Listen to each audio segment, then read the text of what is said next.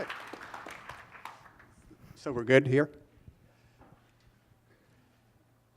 Boy, I have never wanted to be in your shoes. I grew up in the dealership space.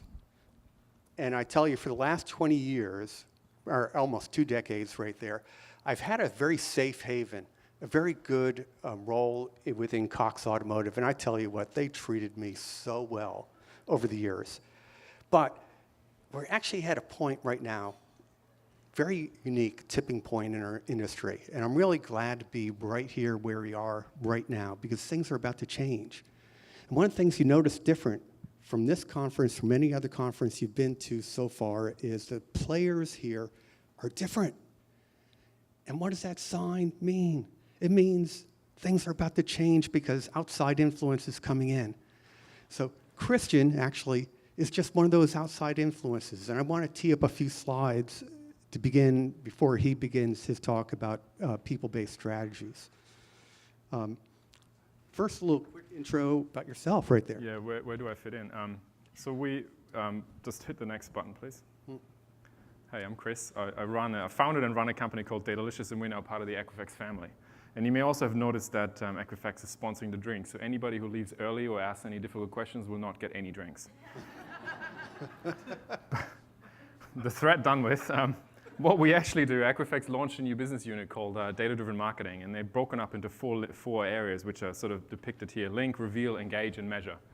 Linking your audience, revealing insights, engaging that audience, and then also measuring how that audience has performed or your marketing activities are performing. And that last bottom bit, that's where Datalicious fits in. We've been doing that in Asia Pacific for the last 10 years, measurement in all its different forms, focusing mainly on attribution in the last few years, and are now bringing that to the US market, and hopefully I can give you some insights on how we approach that together as part of the Equifax family today.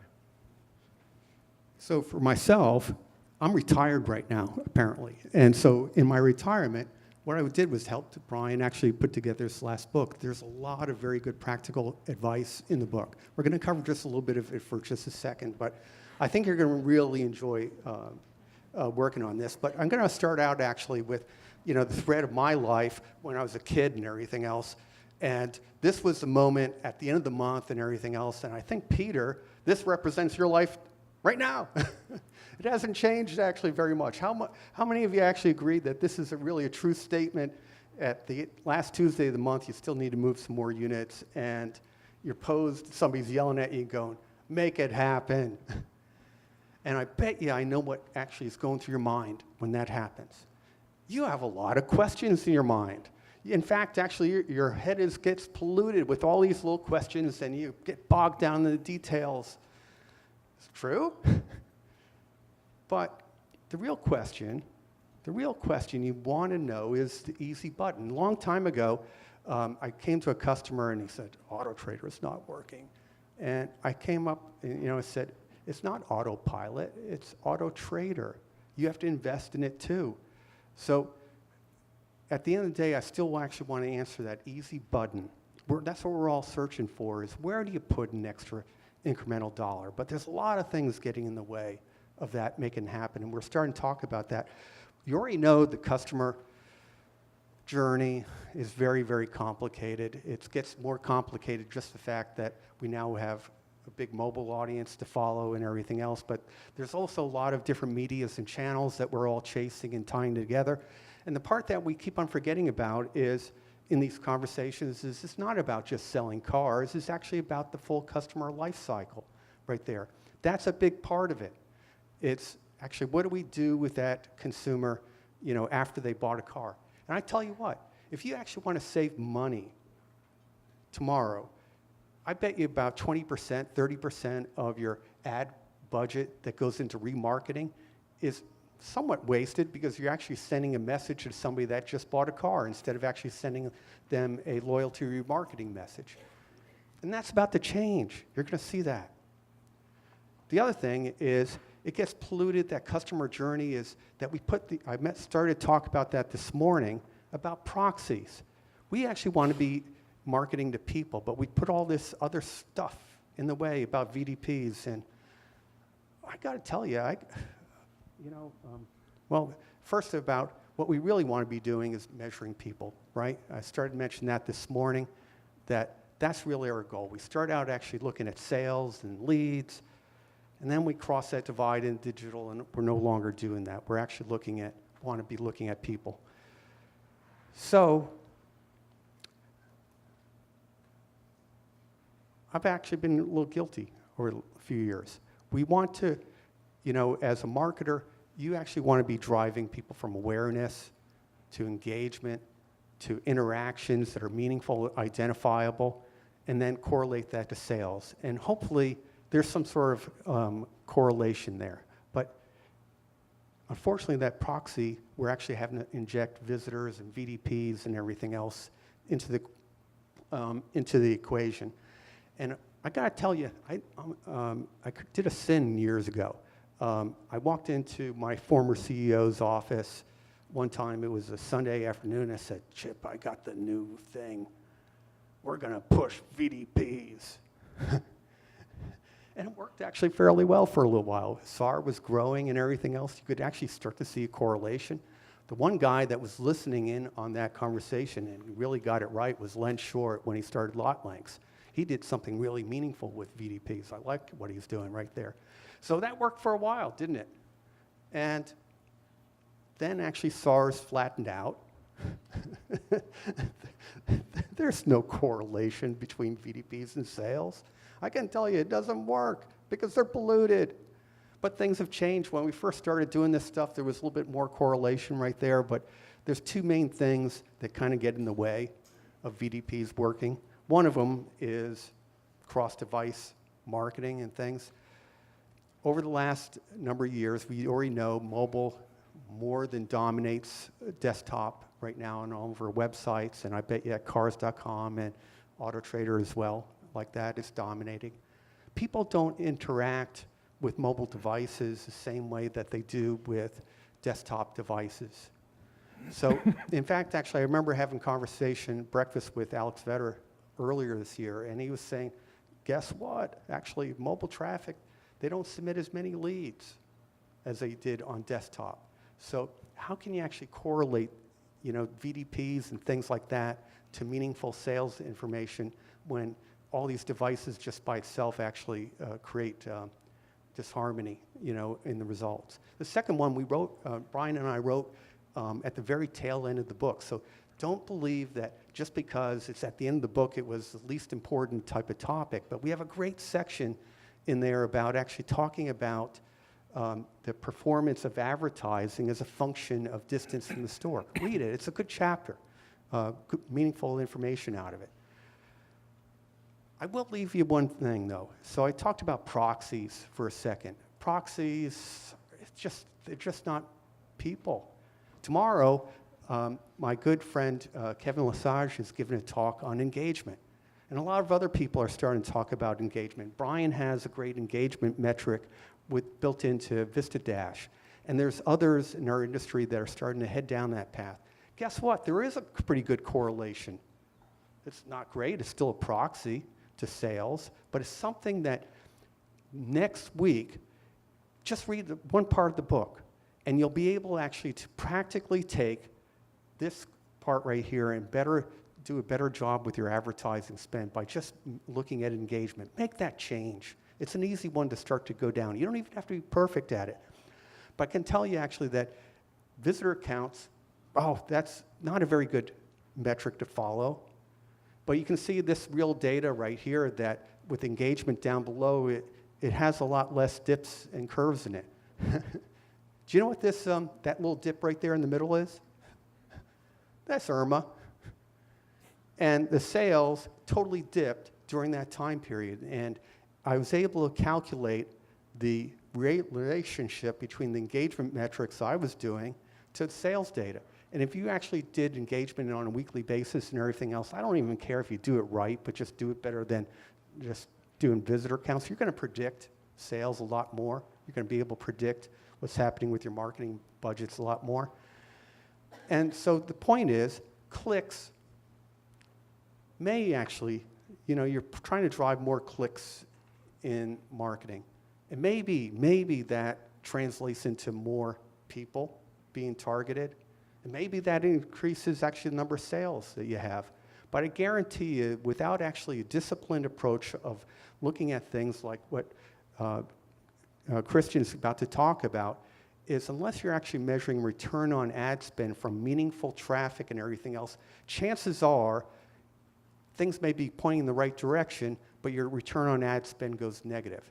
And I really want you to do something more efficient with that. So I had a poll question, and maybe we missed the timing of getting it in, but if you could be 20% more efficient at your advertising, I'm just curious, actually, A or B or something, but would you, one, reinvest it, or actually would you pocket the change? This is a quick poll question right there. Sorry for not doing it electronically, but would you reinvest? Just do a shout out, reinvest or pocket it?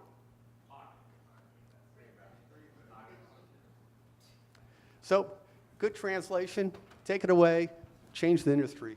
Thanks. Okay. No, I'll take it. That one. Okay. The pocket ones, you guys are way too careful. Reinvest, that's the way to go. There you go.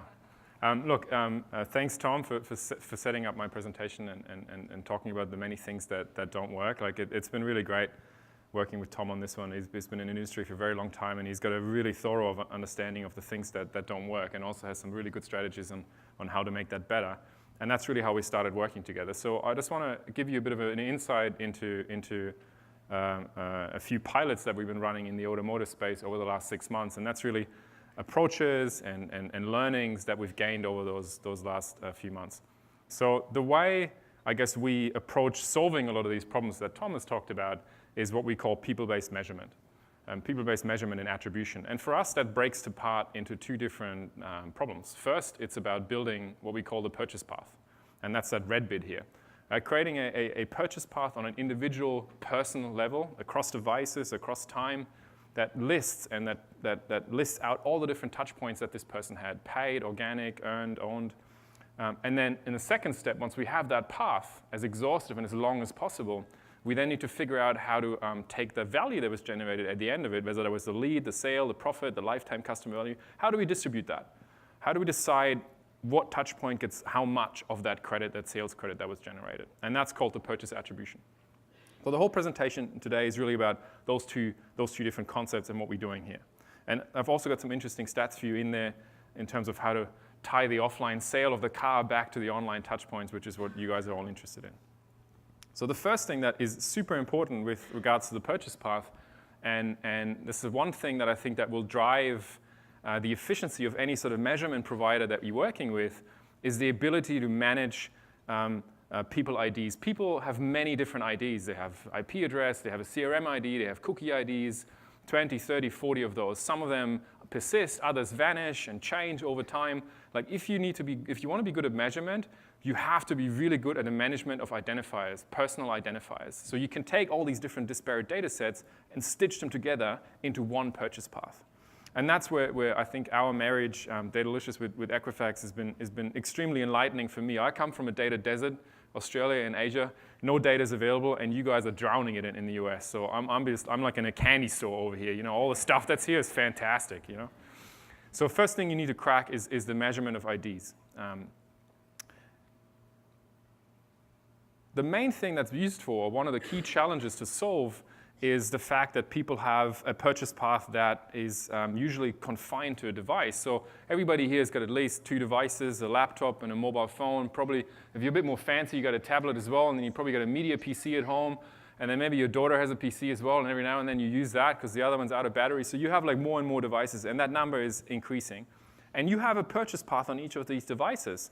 And especially with a mobile phone, it's a big problem because a lot of people do research on the mobile phone, and they may be even on the lot with the dealer, and they look up prices, and they check out the car, trying to figure out some feature, but they never buy on that mobile phone. And so the ad that you serve on the mobile phone can never be tied to any meaningful engagement later down the track, and that makes the mobile ads look as much more ineffective than they actually are. So we've done a lot of research into that topic together with Facebook and Asia, and we figured that once you are able to combine these touch points across devices, so I'm able to identify people on both devices and I'm fusing that path together into one single cross-device path, you actually find that certain channels perform much, much better than you thought. So mobile is one of those. Like It drives actually twice the amount of conversions that you think. So that's one of the things we need to crack. And it's going to be it's going to be an increasing problem. So just a little bit of stats here on the number of internet-connected devices going through the roof. This is not a problem that's going to get less. This is a problem that's going to get worse, and it's going to get a lot worse, actually. So it needs to be a key part of your measurement challenge. The second thing, and you're probably going to like to hear that, who are the dealers in the room? Yes, you are still relevant. You wanted to hear that, right? And you are. I believe in that. You know, if you fork over 30 grand to buy a car, then you want to see that thing. You know, talk about digital retailing and all that stuff. If I buy something for 30 grand or more, I want to see that thing. I want to touch it. I want to sit in it, right? And so the dealer interaction, I think, is crucial in driving somebody to a sale, whether it's the advice or whether it's just looking at the merchandise on the lot and being able to touch it, yeah, without talking to someone. And it doesn't have to happen just before the purchase, before you shake hands and hand over the key. It can be at the very beginning, just to look at a few different models and then decide on the lot which one I want to research more, right? The point is it's important. And we really need to figure out how to capture that dealer interaction and inject it into that digital path. Like, when did it happen, okay? And so the main strategies for that really are basically buying data that you guys are all leaking. So who's here like a confessed online gamer, app gamer? Like, who here wastes time on mobile app games? Nobody? Really? Okay, this is pretty poor. You're like ruining my polling exercise here. I know that you're all doing it, okay? Whether it's in public or on the toilet, I know you're all doing it. And so every time you're on that Candy Crush thing, yeah, like somebody's tracking where you are. They probably can't tell that you're in the toilet, but when you actually walk into the dealer and you're on the lot, then they know that you've been there for a certain amount of time, or at least there's a high likelihood that they've been close. And so basically what happens is these apps sell that location data in the background. You can buy that, and as long as you have a matching identifier, I suddenly know that this person was on a lot, and I can start to inject that into the path with a timestamp and everything. So that's one of the approaches of dealing with that. And it's something that we definitely have to crack. I firmly believe retail will never go away, and it's always going to be very important. We're just going to figure out what's the purpose in the path, and I think that's going to change. Now, the other thing that's extremely important is what we call walled gardens. So people spend a tremendous amount of time in walled gardens, like Facebook is a walled garden, tons of time, right? And across multiple devices. And these walled gardens get a lot of our advertising money, but they also make it really hard to tracking people in these walled gardens. They want to hold on to that. They're trying to protect their audience. And so it's sometimes very hard for measurement providers like us to effectively track that and figure out what happened within Facebook, because they don't want that data to leak. And so this is not a static setup or environment. Like these gardens keep closing and opening. People change their policies. So Facebook and Google, until about a year ago, they made it really, really hard, and they didn't want to share their data. So about 18 months ago, that attitude started to change completely. They were starting to open up, and they're making really rich data available to independent third parties like Datalicious to basically use that information and give the advertiser more access to the raw data. And so that's great. We can take advantage of that, and I think that's where companies like Equifax and Datalicious come in as that sort of buffer between the advertiser and the walled garden. We can get that data and include it in the analysis. And there's other walled gardens that are closing, like the recent iOS Apple announcement with the tracking limitations, cross-domain tracking limitations that they implemented. That's massive. You know, everybody here's got an iPhone. I haven't seen a single person using an Android. So, oh, okay, thanks. You were here to sort of back me up, not pull me up, right? And so that is massive. Like, that's going to be a huge impact on measurement in the United States, because what is like 40% of devices are Apple iOS, and that's going to be reduced. So what do you do with that? Google hasn't cracked it. If you read some of their latest blog posts, they're still like being wishy-washy about what they're going to do with it. The point is nobody has a solution for it, and you need to have a partner that is constantly researching these opening and closing gardens and how to deal with it, because this is like a moving beast. It's never going to be one solution. It's going to keep changing. Okay, so really, really important to keep an eye on that, and at least have strategies for it, or keep researching it, or work with a partner that you know is dealing with these issues. And so here's some of the big walled gardens in the US, like Facebook at the top. YouTube is another walled garden. A lot of people spend time on YouTube, but it's really hard to track impressions on that. Then we have things like Pinterest. I don't know how important that is for automotive, to be honest, but here's just a little bit of a list of where people spend their time. And it's really only Facebook that's opened up. All the others are still pretty closed, right? So what do we do with these guys? We need to start developing some strategies. And hopefully, as an industry, we can start pressuring people like Snapchat and say, good, give up your data. Because you guys sit on a lot of advertising dollars. You can actually maybe pull that off. The next one is what we call interaction quality. So you have in this path many touch points that can be of very dubious quality, especially display advertising. Okay? Display advertising, just because you buy an ad impression doesn't mean it wasn't blocked by the user because they're using an ad blocker. It doesn't mean that because you served that ad and you bought that ad, it was actually seen. So you maybe bought it at the bottom of the page because you're stingy. You don't want to fork out for the expensive CPM at the top of the page. So the ad was served, but the guy never scrolled to the bottom. He never saw the ad. Couldn't have any effect. And then a lot of ad fraud is going on. The digital marketing industry is basically set itself, it primed itself for ad fraud. Like the wider ecosystem is set up, it's almost inviting you to commit ad fraud, okay? So it's massive. I should be an ad fraud. There's a lot more money in it than what I'm doing right now. You think I'm joking, but I'm actually thinking about it. And so it's incredibly important when you do attribution and measurement is you need to have ways of identifying users that use ad blockers, users that identify and track ad viewability, and important to track ad fraud. And because a campaign, without looking at any of these factors, a campaign can look like it has 1,000% ROI. And once you filter out all these ad impressions that were blocked, not viewed, or fraudulent, the campaign drops below 0%. So it's negative ROI. It can have a massive impact on the results. You've got to deal with it. Okay? And again, it's not getting worse. It's not getting easier as a problem. Ad blocking is still growing. And ad fraud is scheduled to go through the roof, actually. It's a problem that gets a lot worse. It's going to get a lot worse before it gets better. So again, something that we need to keep a close eye on it. It's going to become more prevalent. Yeah?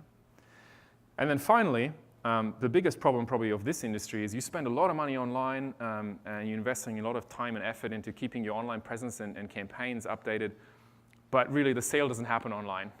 And you need to figure out, well, all this money that I invest online, is it actually driving some offline sales? And to be honest, like we didn't have to deal with this too much in Asia Pacific and Australia. Our client base was different. It was more like banks and telcos who actually sell stuff online. It was a lot easier because we could track everything through to the endpoint. But in automotive in the US, this is a bigger deal. So we invested a lot of time in these pilots over the last 6 months to figure this one out. And so what we do here in conjunction with Equifax is I'm going to tell you a little bit exactly how we stitch these things up. So on the right-hand side, we have the sale. We either get the sale directly from the dealer or the dealer management system, or we have access to third-party data sources that basically take registration data from the DMVs.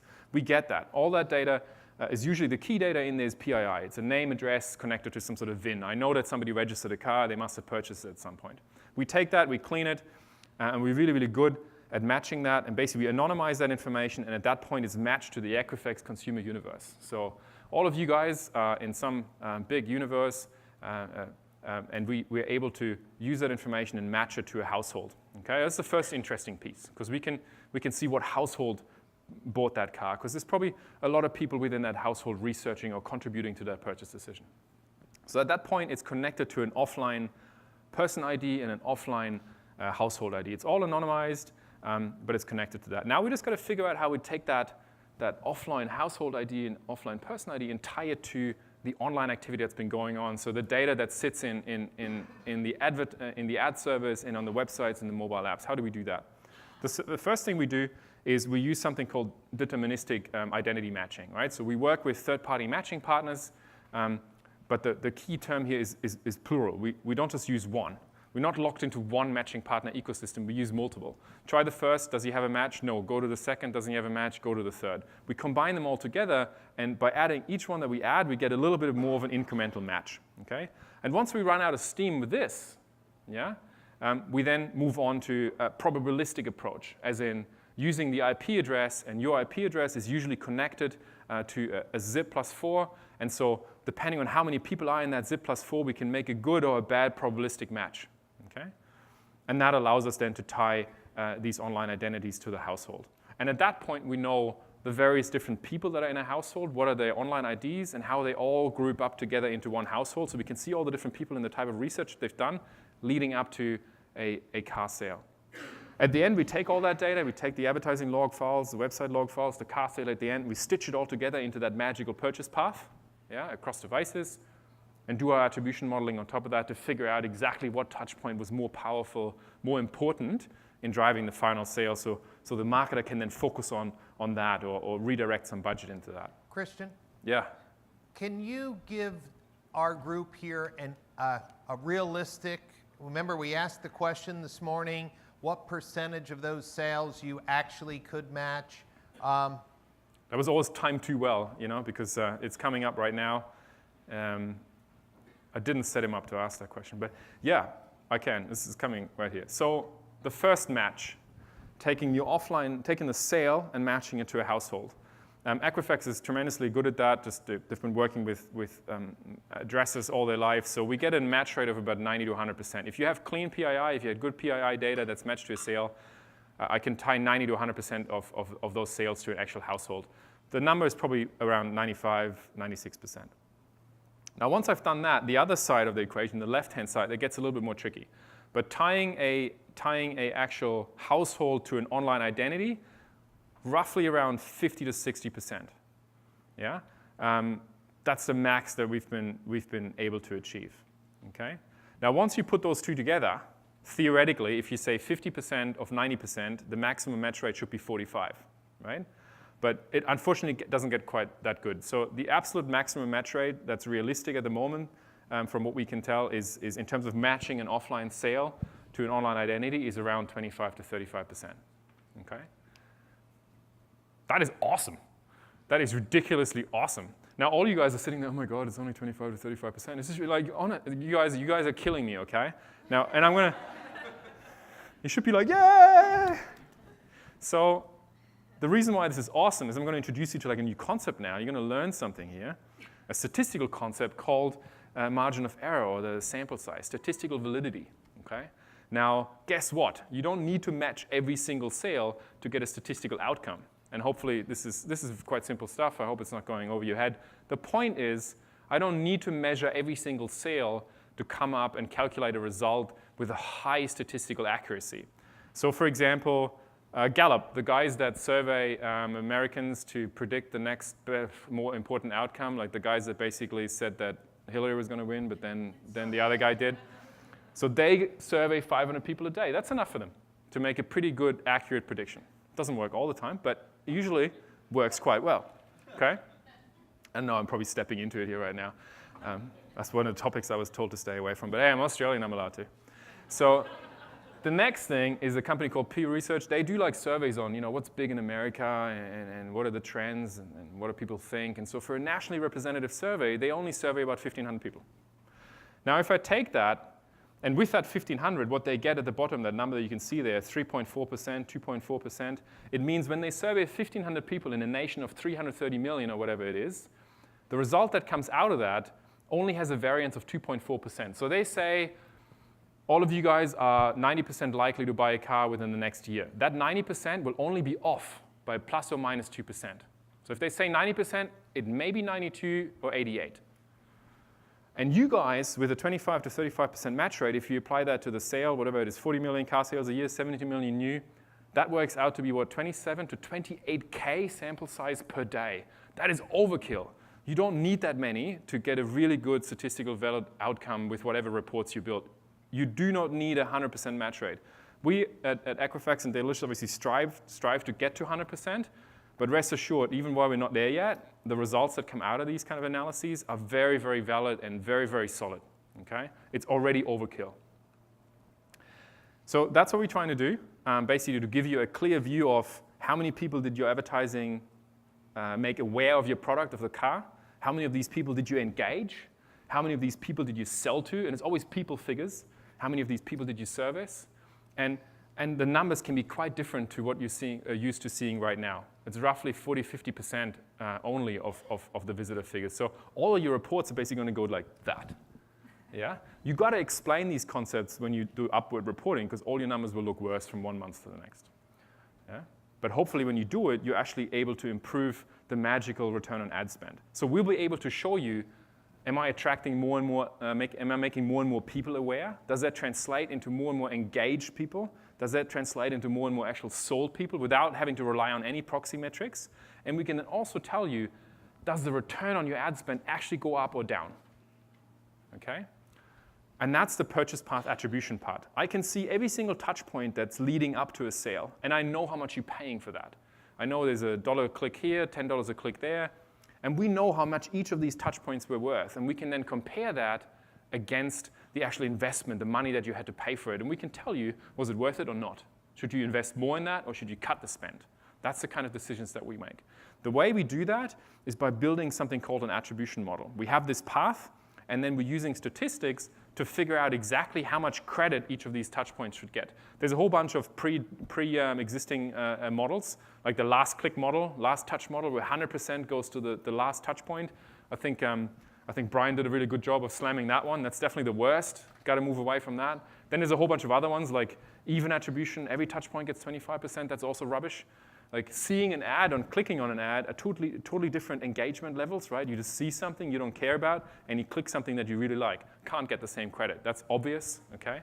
And then there's some weird ones like U-shaped, banana or whatever. I don't know who came up with that. It's basically like going like this. Oh, I think that looks right. Absolute rubbish, yeah? The only thing that works, and we've done plenty of analysis on that, is you cannot fit your company, your competitive environment, your seasonality, your campaign mix. You cannot fit that into a predetermined model. You have to come up with your own custom model, okay? The way we do it is with an approach called HMM. And in case you can't tell yet, this is the sales spiel of the presentation.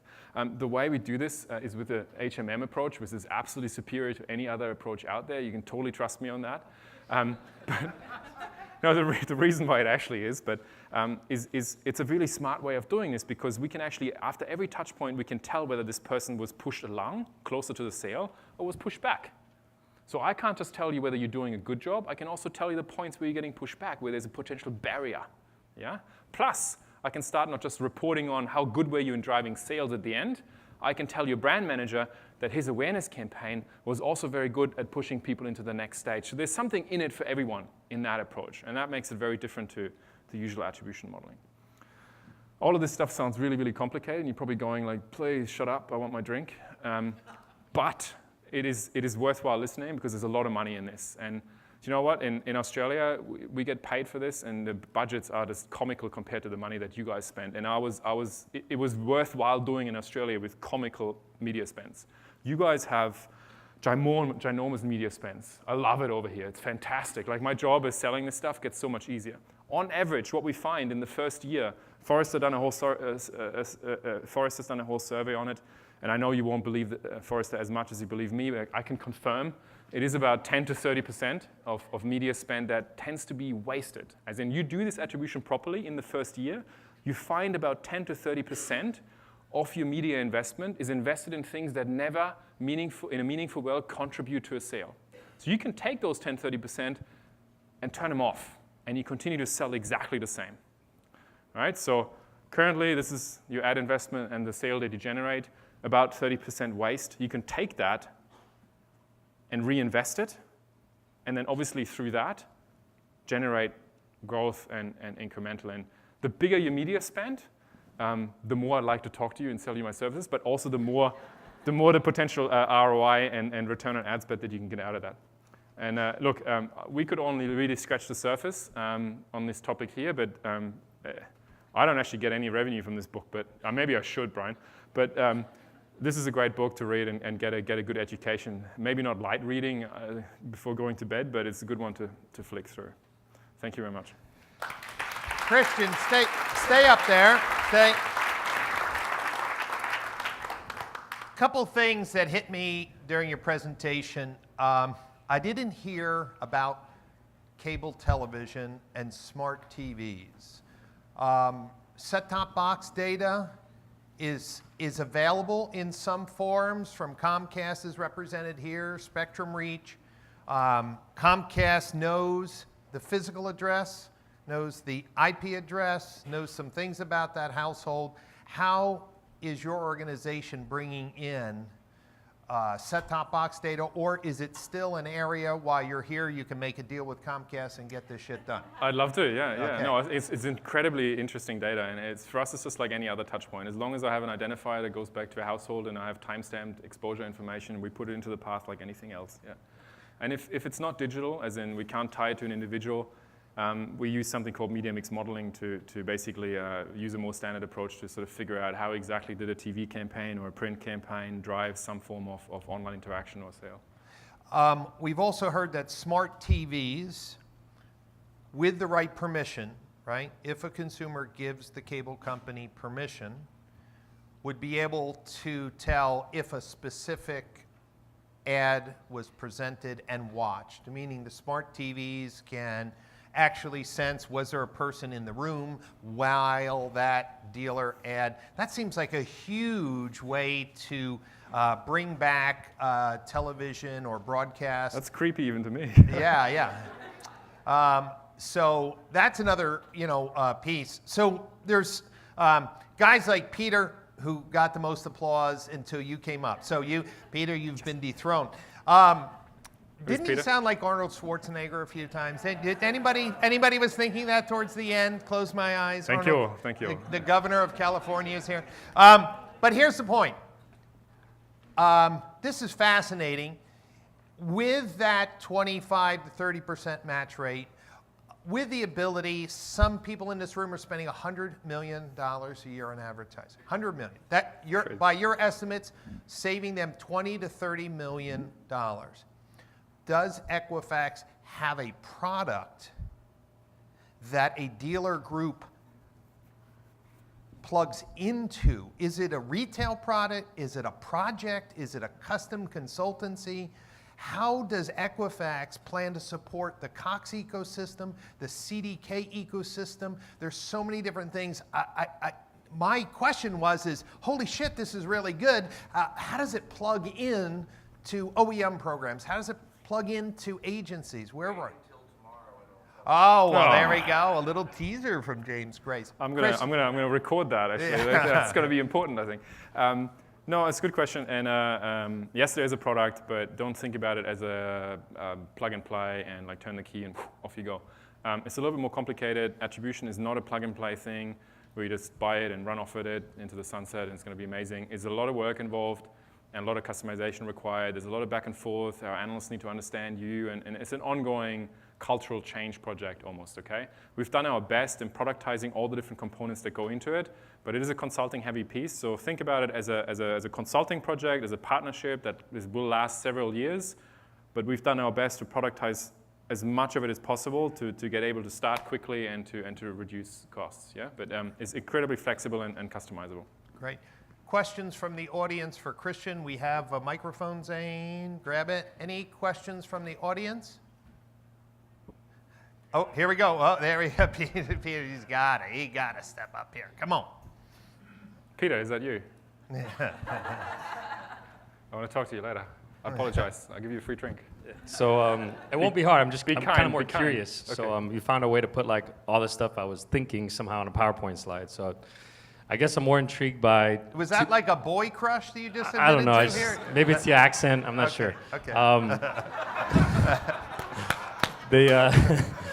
The match rate at the beginning, right? Going backwards. I understand at the beginning why we can't get those IDs. So I'm kind of more in, I guess, is there such thing as a persistent ID across all IDs that we could unify to create? One. And two, I guess over time, wouldn't that percentage of attribution at the beginning, the 35%, increase as we learn and learn more and retain their IDs? So for instance, the new iPhone just came out. All your device IDs should be messed up for at least 3 months, right? In theory. Yeah. Now over time, you get better and better. If I'm grabbing all this data, which I don't even know if Equifax is gonna let me store at my local dealership, but if they did, wouldn't I next year and the next 3-year lease term be at 60% 3 years from now, because now I have their device information, their household information, their Wi-Fi information, et cetera, et cetera? Yeah, I totally expect that to be the case, but I don't think, while there's a lot of things that will make the match rate better over time, like more data available and better tracking mechanisms, there's also a lot of factors that make these identifiers extremely fleeting and will make these things worse, like the thing that happened with Apple, right? So I would expect it to be a bit like this, Maybe we have a good year this year, next year it's going to be a bit worse, and next year afterwards it's going to be a bit better. So I think it's definitely going to increase. It's not going to increase as fast as you want it. I can't see this being at 60% next year, maybe in 5 years' time. Yeah. Are these IDs, they're obviously generated by each individual walled garden, right? Yeah. Do you find it hard to get access to these IDs and to keep them and retain them? Yeah. Can you grow with these IDs and kind of add ID to ID to ID with commas or whatever, however they function, right? In theory. I think we've got to be really careful as an industry, and this is obviously a little bit of self-advertising and sort of justifying myself, my own position, right? But we, as marketers, we seem to have this sort of, I want this data, I want it in-house, I want to own it, I want to have this ID, and then I'm going to target these people, and I'm going to send them an ad, write them, and so we've got to be really careful with that, because if we keep trying to own everything and bring all of this in-house, people are going to start putting up walls and say, I want to protect consumer privacy, and rightfully so, right? Because we just want it all, but usually we don't actually have any idea of how we're going to create some value back to the customer with that, right? So we got to find a way of, I think it's important that you have companies like Equifax and Datalicious who sort of sit in between as an independent third party, where somebody like Facebook or Google feels it's okay to share that data with them, but it doesn't end up with the end advertiser. Like, it's important to create some sort of ecosystem where you don't get the data, but you do get the insights, if that makes sense. And I think that's the only way to create something that will last for longer and won't get shut down by whatever. Christian, one of the things that you showed in the walled gardens, and you and I had conversations, but they may have been off the record. So the question is you showed this safe zone, like a safe zone where Facebook might share to a data hub or Google might share to a data hub today. Are there some advertisers that can, through an anonymous data hub, connect Facebook activities with Google activities to create that shopper path, because there's a safe haven that Google trusts and Facebook trusts, and there's some crunching going on in the safe data warehouse to give an advertiser end-to-end. That's one of those questions you don't ask publicly. I don't know. Okay,